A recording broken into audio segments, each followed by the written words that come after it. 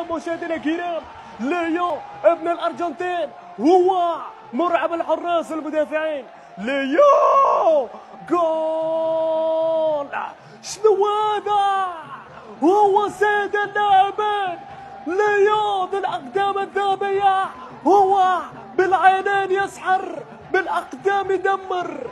شنو هذا يا ليو؟ شيء كبير يا عمري، شيء كبير يا عمري. سامحني يا رؤوف، مش ممكن ابن البرتغال هو مكسر الارقام. رونالدو يضرب كوره وجول، مش ممكن هدف الدون يعطي الافضليه للبرتغيز. اعتقد ان بورتيو هو القادم، هذا رونالدو، ويا سلام، يا الله يا الله، ما الذي يحدث امامنا؟ يا سلام يا سلام.